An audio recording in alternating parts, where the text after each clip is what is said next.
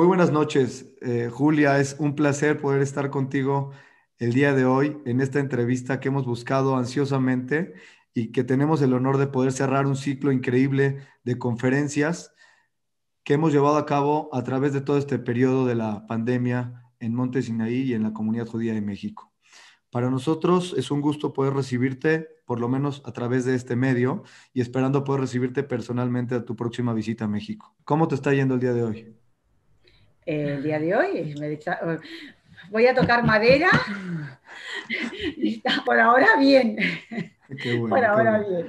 bien. Además Soy, estoy con vosotros, bueno, me encanta que me hayáis invitado a esta conversación. Nosotros estamos más emocionados de poder platicar contigo y créeme, estamos desde hace un año pensando en poderte invitar a la comunidad judía de México. Le había escrito por ahí a David, que es un tipazo, la verdad, y ha sido Sí, una de las personas que ha hecho posible esta entrevista.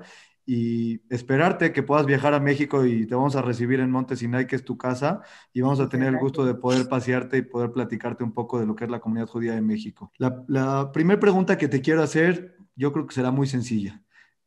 Dime quién es Julia Navarro. Fíjate, yo creo que el ser humano se pasa seguramente toda su vida preguntándose quién es realmente, ¿no? Yo creo que todas esas grandes preguntas que el hombre se hace desde el principio de los tiempos siguen estando sin responder. ¿Quiénes somos? El porqué de la existencia, qué sentido tiene la vida, lo que hacemos, el peso de la conciencia, eh, quién soy yo. Supongo que algún día encontraré el sosiego para empezar a intentar buscar esa respuesta.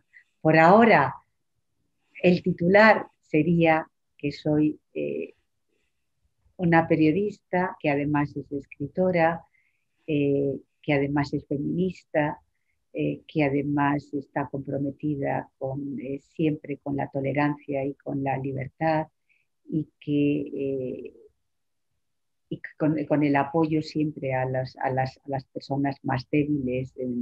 Eh, ¿Quién soy? Pues eh, soy alguien que me gustaría que algún día, cuando ya no esté, cuando ya me haya ido, la gente me recuerde diciendo que era por lo menos una buena persona. Trascendencia, sin lugar a dudas. Cuéntanos un poquito sobre cuál es tu formación. ¿Qué te gusta más? ¿Que te definan como esa periodista, como escritora? ¿Y de dónde viene ese origen familiar que te lleva a ser esta profesional de la escritura de alguna manera? Mira, Emilio, yo realmente nunca he hecho lo que he querido hacer. Siempre he hecho, la vida me ha ido colocando en situaciones que yo no he buscado. Yo no quería ser periodista, yo quería ser bailarina de ballet, pero no me dejaron en casa y bueno, pues un poco por rebeldía y un poco también guiada por mi profesora de literatura que me dijo cuando estaba ya terminando los estudios en el colegio, ¿qué vas a hacer? Y yo dije, pues como no me dejan en casa ser bailarina, pues voy a estudiar física. ¿Por qué física? Porque me parecía que en la física podía encontrar esas respuestas al porqué del universo, al porqué de la vida. Entonces me acuerdo que mi profesora soltó una carcajada y me dijo, mira, a ti lo de la física es que yo creo que no deberías hacerlo, porque a duras penas has ido aprobando física a lo largo de todo el bachillerato, de manera que yo lo que creo es que deberías de escribir tus notas, tus evaluaciones en literatura, en historia, en arte, siempre han sido muy buenas, eh, escribes bien y yo creo que deberías intentar buscar una salida por ahí. Y eso es lo que hice, la hice caso. A veces los maestros, los buenos maestros, tienen una gran influencia en los niños o en los adolescentes. Fíjate que luego con el paso de los años leyendo a Camus y sobre todo leyendo su discurso cuando le dieron el premio Nobel. Él ese discurso se lo dedicó y era una loa de agradecimiento al que había sido su maestro. Entonces decía, sin usted, sin su apoyo, sin una persona que fue capaz de ver en un niño lo que usted vio en mí, seguramente yo no habría llegado hasta aquí. Le decía Camus, aquel maestro que le había orientado en sus primeros años de vida. Pues a mí me pasó lo mismo. Yo tuve una profesora de literatura que fue de alguna manera la que me marcó el camino. ¿Qué me siento más?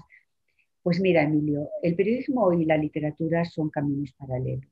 El periodista escribe una historia real y el escritor escribe una historia fruto de su imaginación, pero al final se trata siempre de contar una historia. Yo creo que desde el principio de los tiempos el hombre tiene esa necesidad de intentar buscar respuestas a esos porqués de los que yo hablaba antes y los hace construyendo historias.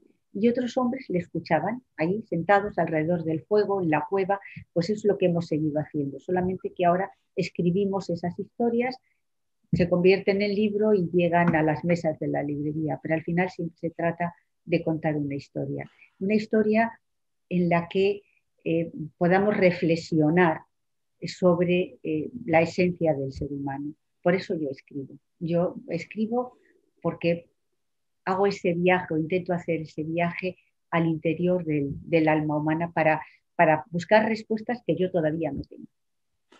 ¿Cómo es esa transición tuya de pasar del periodismo a la novela? Porque tú tienes varios libros previo a las 7 novelas. Entonces, ¿cuál es ese momento en tu vida en el que decides que quieres contar la historia desde el lado de los personajes y no desde el lado, digamos, de reportar la verdad?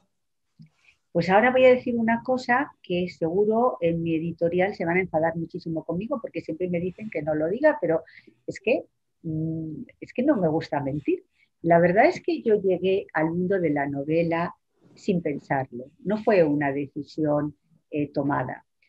Yo había publicado libros de ensayo, libros de análisis político, por lo tanto, esa satisfacción de que un libro llevara mi nombre, de haber firmado un libro, ya la tenía cubierta.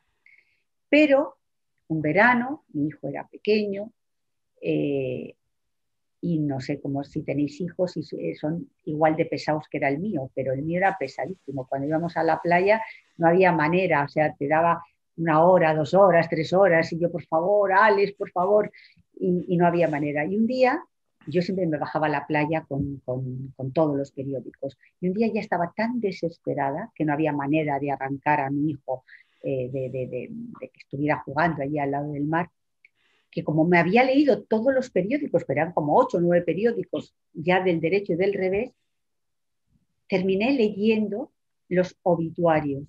No sé si se dice también en México así. Y encontré un obituario que hablaba de un científico, un microanalista forense, Walter Bacron, un hombre que había puesto bajo su microscopio pues la sábana santa de Turín. Y entonces venía también la historia sobre si la sábana era auténtica, si era falsa. Y en ese momento se me hizo un clic. Y, y, yo dije, pues yo voy a escribir una novela en el que las dos cosas puedan ser. Y empecé a pensarlo, se me ocurrió como una trama.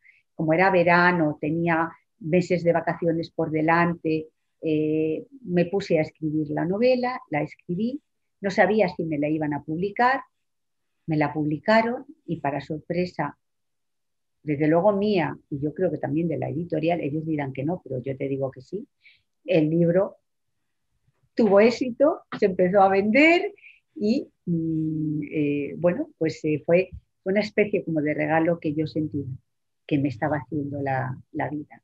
Así que fíjate que he llegado a la novela un poco por casualidad. Mi hijo siempre me reclama los derechos de autor, me dice, oye, si yo no hubiese sido un pesado, tú no habrías escrito nunca una novela, así que tienes que compartir los derechos de autor conmigo. Y realmente tiene razón, porque si hubiese sido absolutamente obediente y a la primera que yo le hubiese dicho a casa hubiese subido, yo no habría encontrado ese obituario, no lo habría leído y no me habría hecho ese clic en la imaginación. Así que no se lo contéis a nadie, pero esa es la realidad. Le estás dejando un secreto importante a una buena cantidad de judíos. Espero que ese secreto lo guardemos. Déjame preguntarte una cosa. Escribes este libro que es La Hermandad de la Sábana Santa, quiero suponer, pero realmente pasan hasta la cuarta novela y Dime quién soy es un boom internacional. Quiero presumirte. Primera edición, creo que ya lo leímos y lo releímos en la casa no sé cuántas veces y me parece que ese libro cambia absolutamente y te presenta al mundo, no nada más a los lectores de lengua española. ¿Qué pasa con Dime quién soy? Dime que soy es un libro importante para mí. Es un libro, hay dos libros, Dime quién soy y el último, Tú no matarás, en las que de alguna manera hay parte de los recuerdos familiares, no míos, pero sí de mis abuelos, ¿no? Dime quién soy empieza en los días previos a la Guerra Civil Española, con la caída de la Segunda República, y termina, ahí ya si son recuerdos míos, claro, con la caída del muro de Berlín. Y es un libro que para mí es muy importante, es un libro que causó muchísimo impacto en los lectores, que me ha dado muchas satisfacciones. Se está estrenando estos días en España la serie que se ha hecho sobre Dime quién soy. Creo que ustedes la van a poder ver en México a través de HBO en unos días. Eh, y es un libro que a los lectores les toca el corazón. Pero, Yo creo, ¿por qué? do- No lo sé, no lo sé, pero es verdad que a partir de Dime quién soy hay como un antes y un después. Incluso en mi vida hay un antes y un después con Dime quién soy. la pregunta importante, ¿quién es, quién es Amelia para ti? Amelia, ¿te identificas con ella o más bien, o más El bien es otro este... día, el otro día un amigo, muy amigo mío, que estaba viendo la serie, cuando terminó el segundo capítulo, me manda un WhatsApp y me dice, Amelia es Julia en estado puro. Digo, vale, pero yo cuando escribí no me imaginaba viviendo todas esas peripecias. Eh, eh, yo creo que a veces, sobre todo la gente que me conoce, intenta encontrarme en mis personajes. Yo no soy mis personajes. De eso estoy segura. Puede tener algún personaje, algún rasgo mío, o hago decir a algunos personajes cosas que yo pienso, sin duda, pero yo no soy los personajes de mi libro. Pero ¿cuál es esta historia de la familia? Hay mucha inquietud, por ejemplo, de la gente que me escribe preguntas y me pregunta, bueno, Julia es judía, sus antecedentes fueron judíos, ¿cómo No, se conecta con esta parte de la historia del judaísmo tan puramente? Esa parte me parece que es muy interesante. yo creo que no se puede entender la historia del siglo XX si no ponemos el foco en el holocausto. Y yo creo que tampoco se puede entender la historia de Europa, ni podemos entendernos a nosotros mismos, por lo menos los que, los que venimos de la cultura occidental, sin la tradición judeo-cristiana. Es decir, yo no me puedo entender a mí misma sin el libro que para vosotros es la Biblia y para mí era la historia sagrada que yo estudiaba en el colegio. De alguna manera, eh, forma parte también de nuestras tradiciones, de nuestra vida, de nuestras creencias. Todas mis novelas transcurren en el siglo XX, por tanto yo no puedo obviar lo que sucedió con el pueblo judío en el siglo XX. Y te voy a contar una cosa que a mí me marcó. Hace muchos años, muchos, yo fui a la presentación de un libro de un periodista español, también escritor, que se llama Diego Carcedo, que escribió la historia de un cónsul español en Hungría, de Sáenz de Bricio, que salvó a muchos judíos de la muerte, de los campos de exterminio. Y él llegó a dos supervivientes de aquella época, pues unos niños que se salvaron pues, gracias a aquel cónsul. Y en aquella presentación del libro eran dos hermanos, ya muy, muy, muy mayores, y dijeron una cosa que a mí me conmovió profundamente y que me la tomé literalmente. Ellos dijeron, llegará un día en que los supervivientes del Holocausto ya habremos muerto todos, ya no queda nadie. Y fue tal el horror, fue tal el infierno que se desató, que las generaciones venideras no se lo van a creer. Así que, por favor, hagan todos ustedes todo lo posible en la medida de sus fuerzas, cada uno en su ámbito, porque esa historia no se olvide nunca. Y bueno, yo acepté silenciosamente ese reto y lo hice mío y dije, pues yo haré todo lo posible para que esa historia, pues en la medida que yo pueda, no se olvide nunca. Y es por eso por lo que esa tragedia está presente en algunos de mis libros. Pero Aquellos me llama mucho, nietecitos nunca sabrán el efecto que causaron sobre una joven periodista, porque en ese momento yo creo que todavía no había empezado a escribir novelas, pero, o sí, había escrito la primera, pero bueno, yo decidí, tienen toda la razón.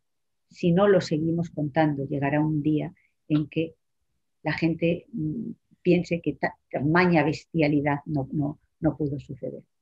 Y luego y dime, yo he viajado muchas veces, muchas ocasiones a Israel, tengo muy buenos amigos allí. Eh, yo siempre digo, porque es verdad, que mi segunda familia está allí, unos amigos para mí maravillosos que viven en Haifa y para mí son mi segunda familia. Son mi me llama refugio. la, Siempre que yo me he querido, he necesitado, he sentido esa necesidad de irme, de pensar, de escapar incluso de mí misma, siempre he terminado a su lado y me siento, tengo ese vínculo, es un vínculo decidido y es un vínculo emocional muy fuerte. Me llama la atención porque te oigo hablar y siento que estás redactando la historia desde las personas como lo cuentas en las novelas. Pero hay algo muy interesante en tus novelas. Tratas de hacer justicia muchas veces en los sentimientos de los personajes. O sea, hablas del judío que está sufriendo ahí adentro, pero de pronto hablas de este nazi que no está como de acuerdo con lo que está pasando y lo haces también en Dispara, por ejemplo. Estás hablando de la realidad del palestino y estás hablando de la realidad del judío que llega a las tierras. Tratas de poner equilibrio y siento que es de alguna manera una denuncia de los sentimientos humanos. ¿Qué nos puedes decir de eso? Fíjate, yo no soy equidistante y no soy nunca equidistante, y menos con el dolor.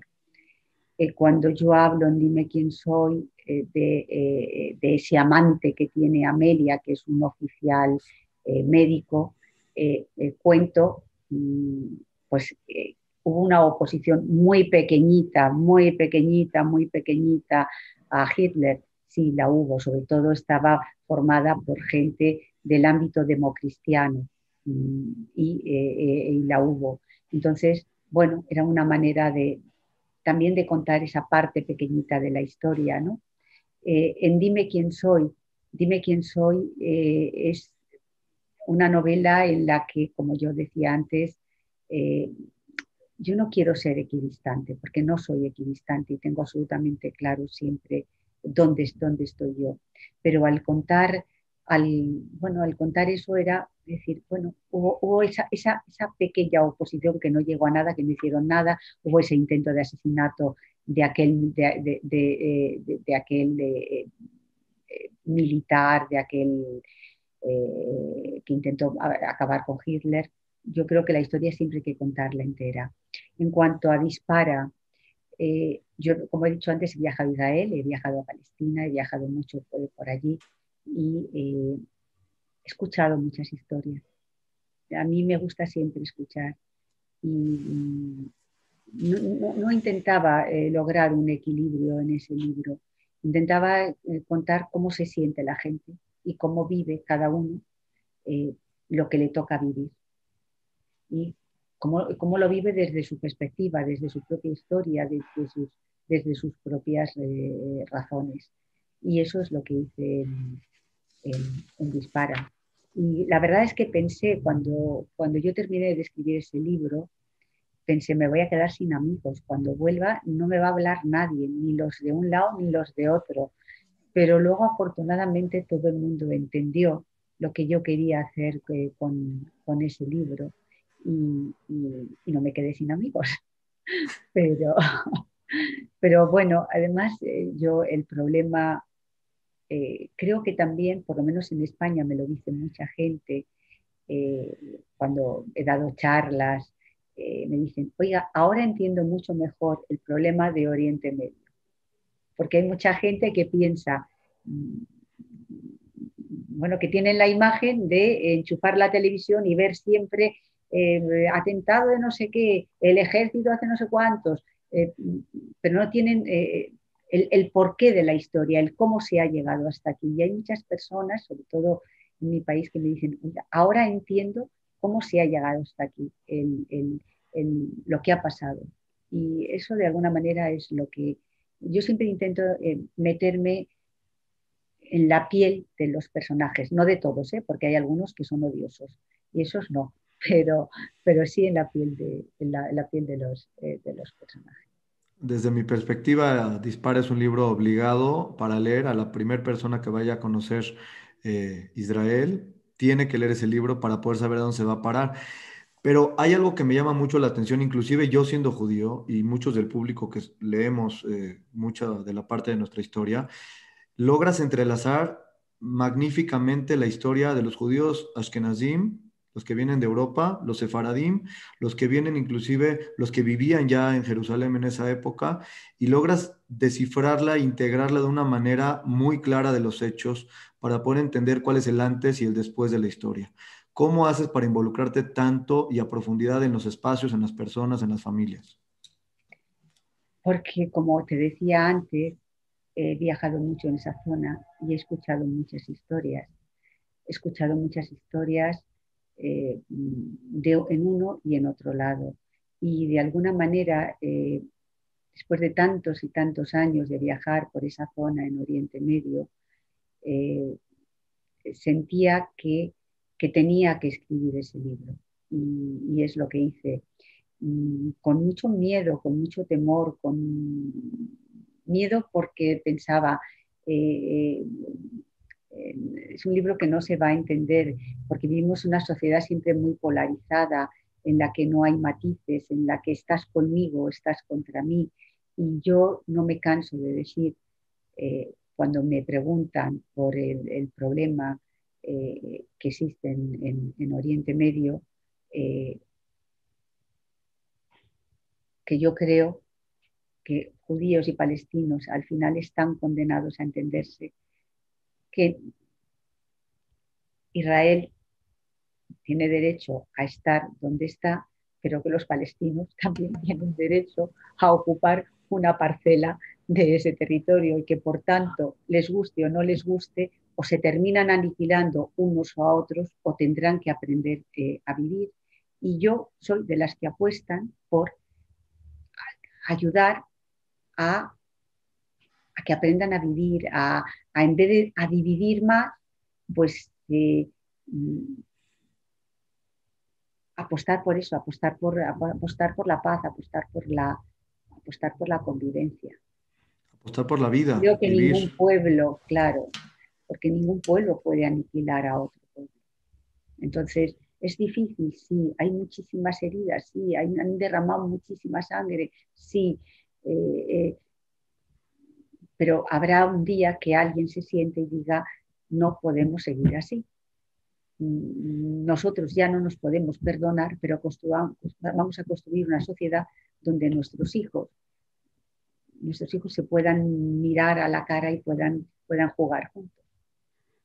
Increíble.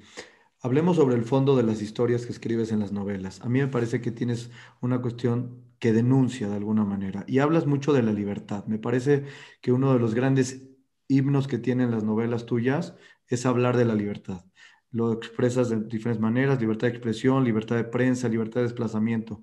¿Qué es para ti la libertad, Julia? El aire, la respiración, eso es la libertad. Es decir, Si no tenemos libertad, estamos muertos. O sea, nos están quitando la vida. No se puede vivir sin libertad. Y No se puede. cuando te Fíjate, metes a... este periodo de pandemia en el que todos nos hemos tenido que quedar en casa, no sé en México, pero nosotros sí hemos estado confinados dentro, sin poder salir a la calle, yo sentía que me ahogaba. Es decir, no puedo, o sea, no puedo, y pensaba, fíjate, yo estoy en mi casa, estoy en un lugar cómodo, estoy con mis libros, estoy con mi música, estoy con mi familia, pero sin embargo me están quitando necesariamente, lógicamente, porque todos tenemos que hacerlo y tenemos que contribuir a parar este virus como sea. Yo decía, me estoy quedando aquí, pero no me siento libre, me siento... y a veces tenía la sensación de que realmente me faltaba el aire, si no podía, me iba al balcón, los abría para respirar porque realmente me ahogaba. O sea, la libertad es el aire, es la respiración. Y lo quiero llevar un poquito a personajes. Hablas de inmigrantes, hablas de expatriados, hablas de nómadas, te preocupa el tema del extranjero y todos son cuestiones alrededor de la libertad. ¿Qué nos ha faltado a los seres humanos para poder vivir en absoluta libertad? Que nos falta, ¿no? Es decir, ese instinto tan tribal de supervivencia, de creer de intentar imponer una forma de pensar, de sentir, de ser a otro grupo. Eh, a veces acabamos con la libertad de unos diciendo que es que estamos defendiendo nuestra propia libertad. Eh, sí me preocupa muchísimo el problema de la gente eh, que no es de ninguna parte, que hay un momento en que vosotros solo sabéis muy bien porque durante siglos de repente no habéis sido de ninguna parte. Entonces, a mí eso me produce mucha angustia, ¿no? La persona que no termina de ser de ninguna parte, que tiene que ir de un lugar a otro, que no terminan de aceptarle ni aquí ni allá. Eh, eh, bueno, pues transmitir todo eso y toda esa angustia y todas esas emociones es lo que yo intento hacer con los personajes de mis libros.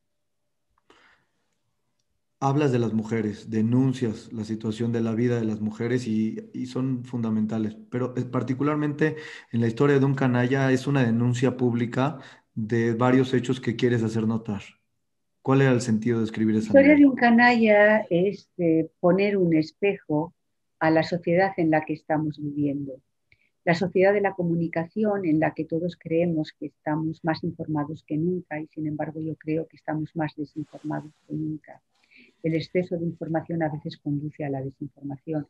Esta es una sociedad en que la explosión de las redes sociales, que son, bueno, no es que sean el futuro, son el presente y están ahí, tienen muchas cosas buenas, pero también han provocado, están provocando una enorme desinformación. Bueno, yo quería poner el foco sobre eso y también quería evidentemente poner el foco sobre la situación de las mujeres. Eh, yo siempre digo que soy feminista porque creo que el feminismo es un problema de democracia. No es admisible que la mitad de la población no tenga los mismos derechos y las mismas oportunidades que la otra mitad. Por eso soy feminista, hasta que todos no tengamos los mismos derechos y las mismas oportunidades, independientemente de que seas un hombre o una mujer, de que hayas nacido en un lugar o en otro, de que tengas un color de piel, de que reces a un Dios o no reces a nadie, hasta que no alcancemos esa igualdad, yo desde luego no voy a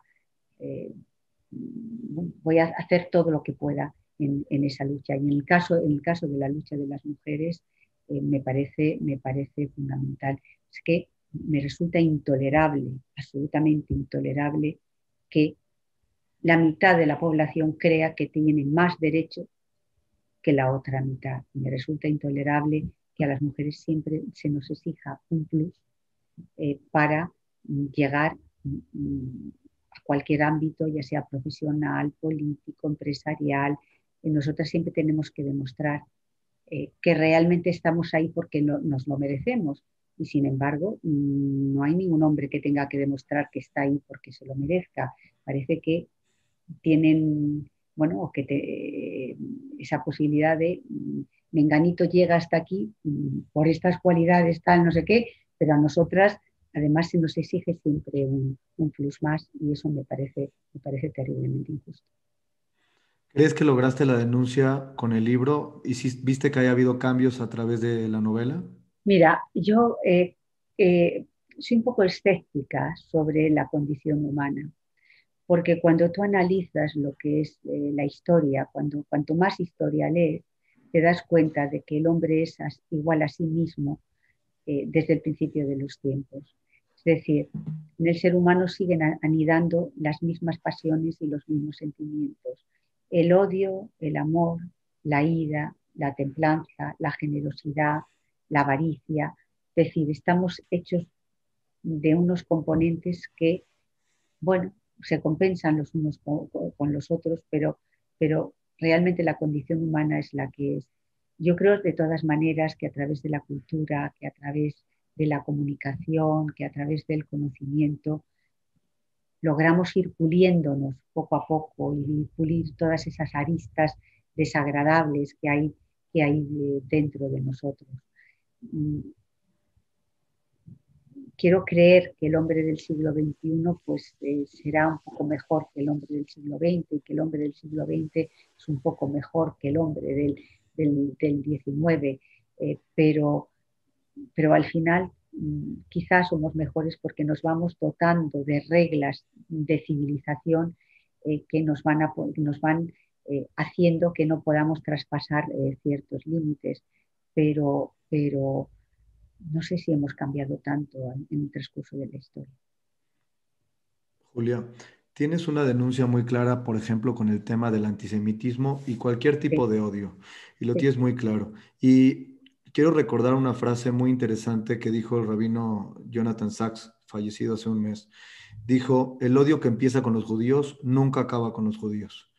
Y yo creo que lo has demostrado inclusive platicándolo en las novelas.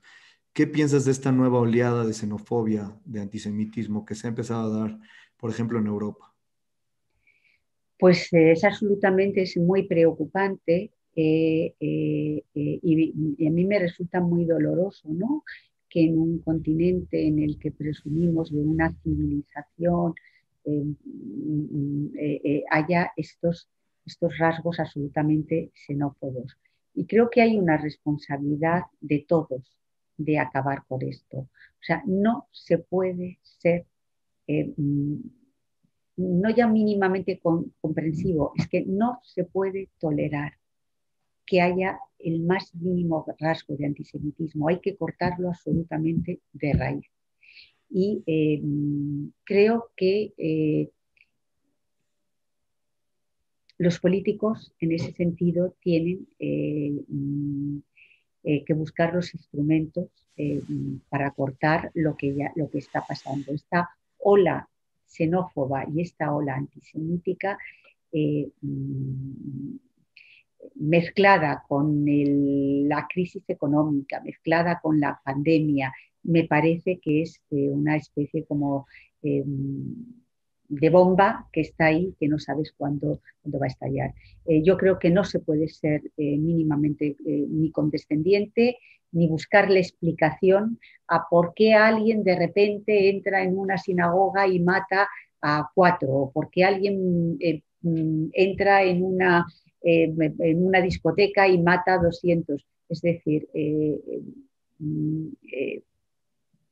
tolerancia cero, Cero. absolutamente cero, contra toda manifestación antisemítica o antisinófoba o xenófoba.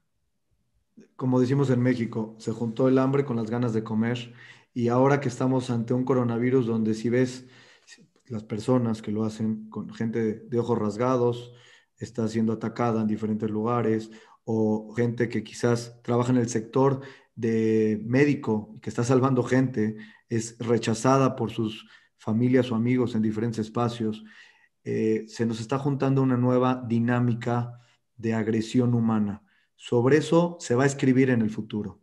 ¿Qué crees que se va a escribir y cómo se va a entender antes decíamos antes de Cristo y después de Cristo, ahora tenemos antes de coronavirus y después de Después coronavirus, del son coronavirus. las mismas siglas, vamos a ocupar, pero ¿cómo se va a escribir? ¿Cómo va a ser la novela del futuro derivada de un hecho histórico tan fuerte? Cuando estás viviendo una historia, te falta la perspectiva para saber cómo se va a contar esa historia. Eh, yo quiero creer que después del coronavirus, todos en este periodo tenemos que hacer una reflexión sobre qué estamos haciendo mal y por qué hemos llegado hasta aquí. Y quiero creer que seremos capaces. Antes te decía que soy un poco escéptica sobre la condición humana, pero lo que nos está pasando es tan tremendo, tan fuerte, que yo creo que es una sacudida a nuestra civilización, es una sacudida a nuestra manera de vivir, a nuestra manera de relacionarnos entre nosotros con la naturaleza, pero lo estamos viviendo. Es muy pronto para saber, para tener la perspectiva de qué conclusiones vamos a sacar de todo esto. Te pregunto respecto a los regímenes totalitaristas y tengo que hacer la pregunta porque tenemos de pronto, tienes una denuncia en No Matarás, por ejemplo, de la Guerra Civil Española y hemos dado cuenta que utilizar el hambre y utilizar el poder ha sido una mala fórmula y lo volvemos a ver que se repite, no muchos años después. ¿Qué debemos de hacer para que hagamos conciencia en estos políticos, por ejemplo, en el sentido que lo estás planteando? Bueno, a mí me preocupa muchísimo, ¿no?, el auge del populismo en todo el mundo. Yo creo que los políticos populistas no tienen eh, ninguna fórmula mágica para resolver los problemas de la sociedad, sino todo lo contrario. Lo que hacen es complicar todavía mucho más los problemas y las posibles respuestas de esos problemas. Y ojalá eh, seamos capaces de reflexionar sobre en qué mundo estamos viviendo. La crisis del 2008 rompió todos los paradigmas en los que estábamos instalados. Tenemos que construir paradigmas nuevos, nuevas reglas, nuevos códigos. Yo creo que la sociedad está en eso. Y ahora estamos pasando un momento especialmente delicado, que es el de los populismos. Los populismos traen el antisemitismo, algunos, traen la xenofobia, otros, y sobre todo lo que traen es un engaño, porque engañan a la gente diciéndole que tienen soluciones que no tienen.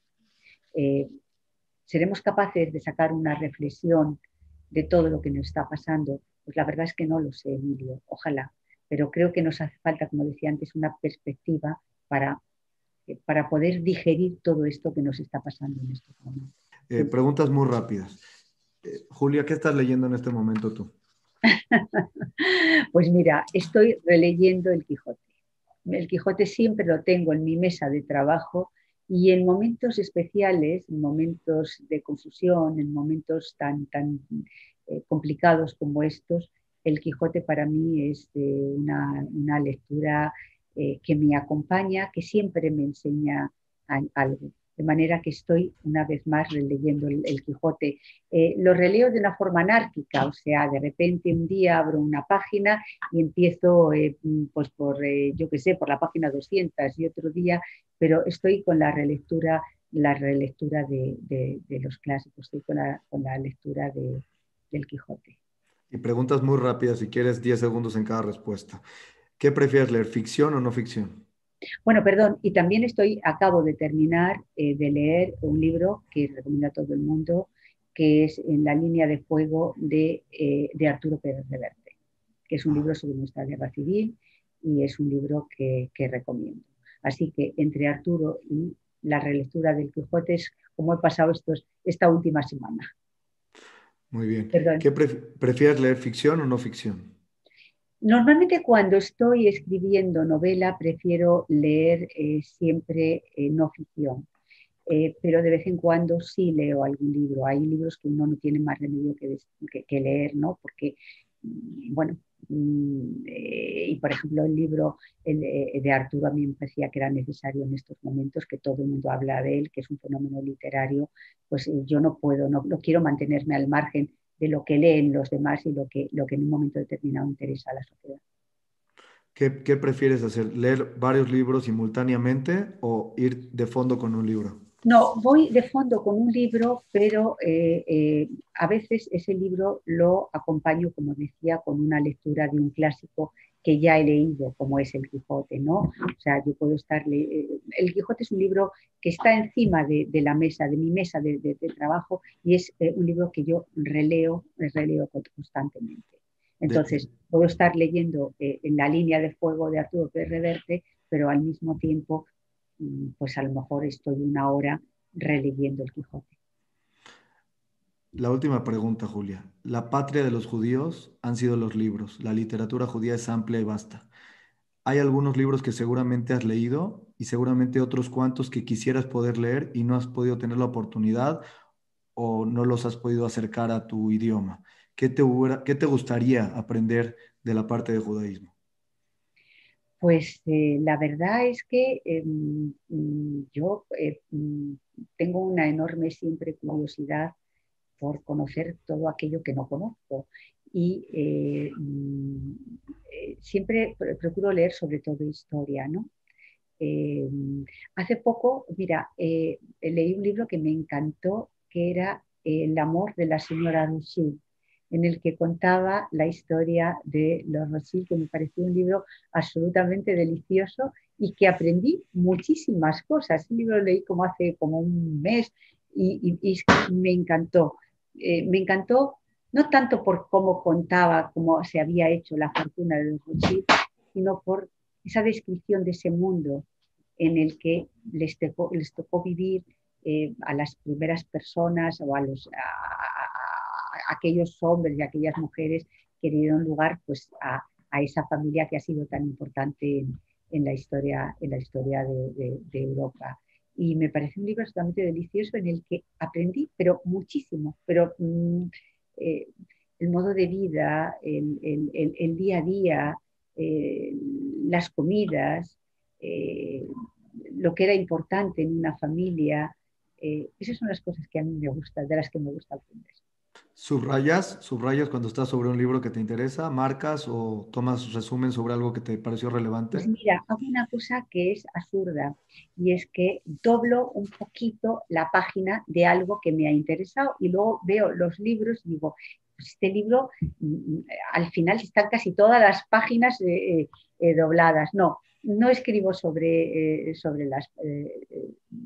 eso no lo hago. Siempre me da una especie como, no sé, de respeto el subrayar un libro. Eso no lo hago. Y ahora Muy bien. sí que me tengo que Sí, despedir de sí. vosotros, Te, te- pero sí prometo que la próxima vez que vaya a México me encantará reunirme personalmente y que nos conozcamos y poder charlar sin límite de l- tiempo.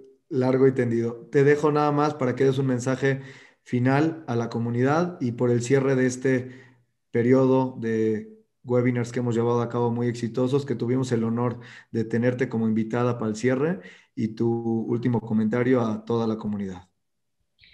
Bueno, pues desear que pase muy pronto esta pandemia y que, por tanto, cuanto antes pase, antes podremos estar los unos con los otros, antes podremos vernos, podremos hablar, podremos compartir y os deseo, ya sé que vosotros vais por el año 4000 no sé cuántos, cinco mil pero setecientos o ochenta y uno. 5700, pero nosotros vamos a entrar en un modesto eh,